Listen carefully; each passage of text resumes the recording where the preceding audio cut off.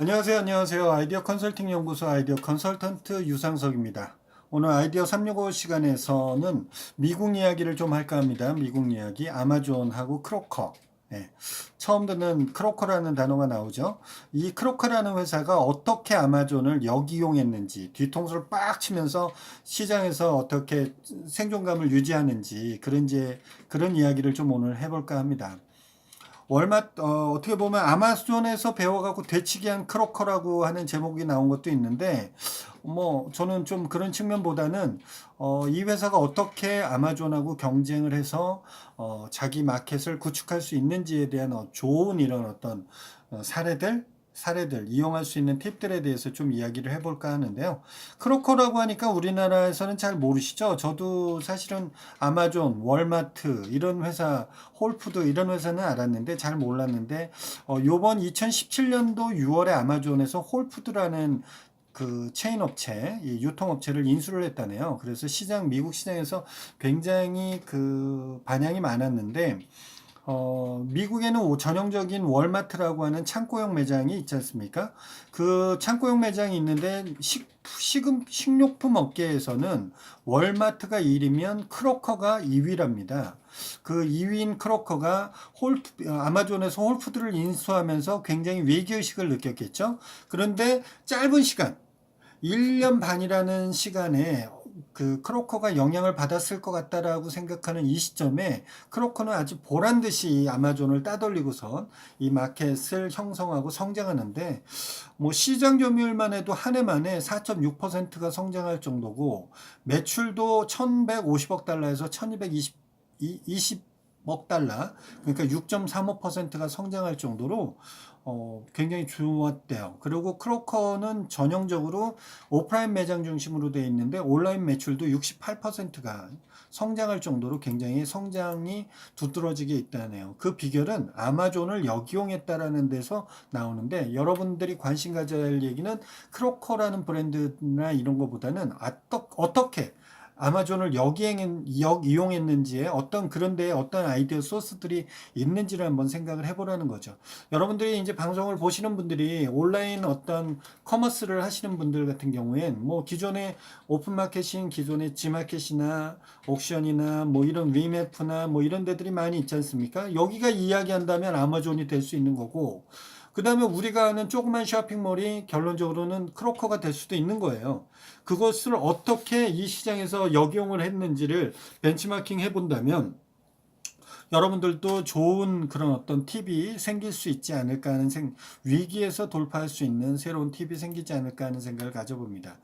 이쪽 크로커 입장에서는 아마존한테 감사한다라고 인사까지 할 정도로 굉장히 적을하답니다. 굉장히 그런 측면에서 본다면 크로커가 굉장히 잘했구나라는 생각이 드는데, 그러면 몇 가지를 한번 짚어보도록 할게요.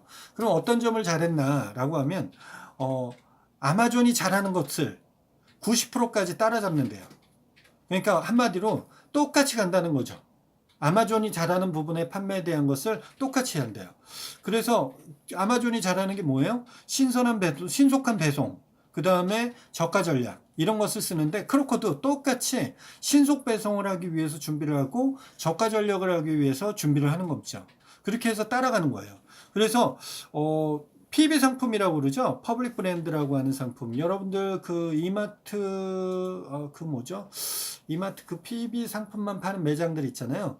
그런 매장처럼 우리가 많이 그 실생활에 이렇게 택배 물건 중에 주로 많이 소요되는 품목들이 있어요.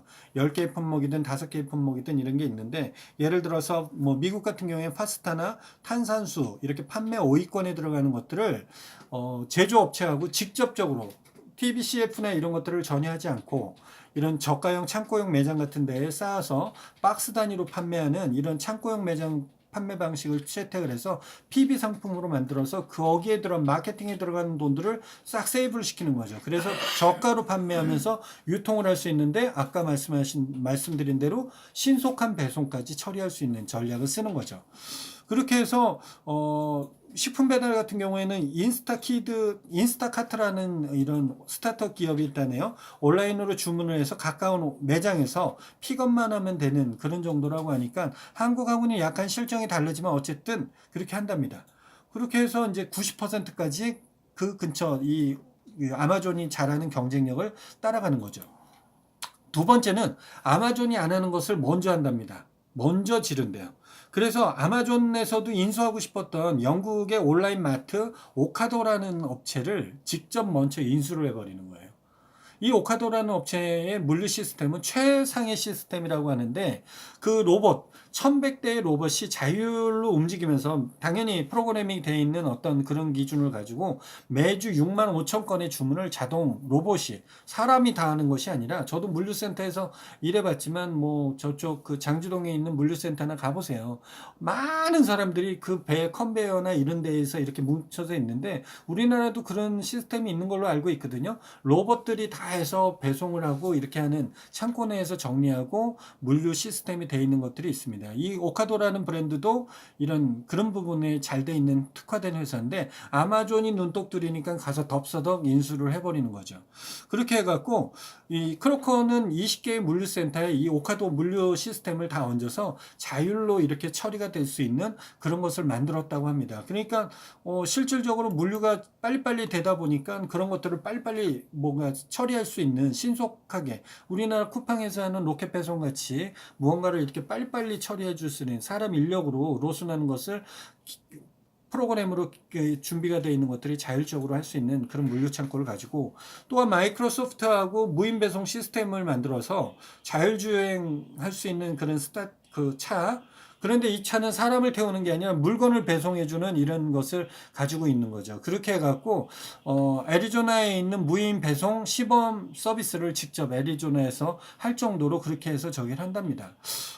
그러니까 뭐 굉장히 그 물류 창고도 시스템화 시키고 배송에 대한 것도 시스템 시킨다는 것이 굉장히 잘하고 있는 부분인 것 같다는 생각이 드네요. 그 다음에 세 번째는 아마존이 하고 있어도 더 잘해버린대요. 플러스 시켜서. 덮치기를 하는 거지, 덮치기. 예. 그래서 그 아마존에서 만든 무인 식료품 샵을 또 마이크로소프트하고 만들어 갖고 직접 해버리는 부분까지도 만들었고, 그 다음에 이 아이디어는 저 보고서 깜짝 놀랐는데, 이 식품이라는 것이 유통기간이 있고, 그 다음에 이제 야채나 이런 것들 같은 경우에는 또 산지에서 올라왔을 때 처음 아침에 판매되는 단가가 오후에 판매되는 단가가 다르잖아요. 우리나라 마트에도 이런 것들이 있었으면 좋겠어요. 지금은 다 수기로 표현해서 뭐 한다거나, 뭐 마트에 가면 뭐 샤우팅 기법으로 해서 뭐 그냥 막 소리 질러 갖고 할인합니다, 얼마입니다 이렇게 되는데, 그런 것이 아니라 지금 뭐 이런 전자 패널 같은 거 이용해서 만약에 시간이 뭐 판매량이 어느 정도 되면 그걸 기록해서 놓는다든지, 그러면 얼마간 다운된다는 걸 표시를 이렇게 수시로 이렇게 바뀔 수 있는 표시를 이렇게 해놓는다면 마트에서도 굉장히 괜찮은 것 같아요. 실시간으로 바뀌는 메뉴판, 가격표 를 이렇게 그 각 제품마다 만들었기 때문에, 그걸 보고 사람들이 신선식품 코너나 이런 데서는 그런 걸 보고서 소비자가 초이스할 수 있는 그런 걸 만들었다고 하네요. 굉장히 재밌는 생각인 것 같아요. 그 다음에 최단 시간에 쇼핑 경로를 제공해 줄 수 있는 다양한 것을 만들게 했는데, 어플리케이션하고 잘 이용을 해서 미리 내가 앱에 살 목록을 준비를 해 놓으면 근처에 물건이 오거나 들어오거나 뭐 하게 되면 그것을 미리미리 그 제품을 선정해서 살 수 있게끔, 그러면서 쇼핑 경로를 최단 시간으로 줄일 수 있는 것들까지 준비를 했다고 하네요. 슈퍼마켓이 아니라 기술회사가 되는 셈. 아마존도 우리는 IT 회사라고 얘기한다고 그러잖아요. 모든 회사가 이야기하네요. 그 전에 제가 방송했던 스웰이라고 하는 버틀, 이 보온병 만드는 회사도 우리는 보온병 만드는 제조회사가 아니라 패션 회사라고 이야기한다죠. 이런 것처럼 다르게 뭔가 이 바뀌는 패러다임들이 바뀌어가는 그런 것들이 돼가고 있는 것 같아요. 그리고 콜라보가 굉장히 잘 이루어지는 것 같다는 생각이 들어요. 어떤 자기네 업종에 대한 이런 콜라보, 뭔가 이렇게 믹스시켜서 하는 부분들, 방금과 같이 이런 회사도, 같은 회사도 마이크로소프트라든지 이런 회사들하고의 어떤 콜라보레이션도 잘 돼 있는 것 같다는 생각이 들어서, 이 크로커라라고 하는 이 회사가 가지고 가는 어떤 전략, 경영 전략, 아이디어, 이런 것들이 제가 봤을 때는 어떤 우리나라 온라인 업체들이나 이런 업체들, 또 유통 판매하는 업체들도 좀 미국의 이런 생각들을 좀 따라가 볼 필요성도 있지 않을까. 뭐 꼭 굳이 100% 따라가지 않는다 하더라도 좀 더 벤치마킹해서 지금에 있는 시스템을 업그레이드 시키는 아이디어로서는 바람직하지 않을까 하는 생각을 가져봅니다. 제가 좀 더 이거를 좀 더 많이 좀 더 디테일한 조사를 했어야 되는데 조금 부족했다는 생각이 들긴 했는데요. 다시 또 하다 보면 유통이나 물류에 대해서 또 이야기할 때가 있을 거예요. 그때에서 좀 더 여러분들한테 유익한 정보가 갈 수 있게끔 노력하도록 하겠습니다. 오늘은 좀 다소 조금 미약한 부분이 제 방송을 하면서도 이걸 또 다시 찍어야 되나 말아야 되나 이런 생각을 가지면서 했는데 뭐 그런 생각을 떠나서 여러분들도 유통에 대해서 이렇게 변화하고 있구나.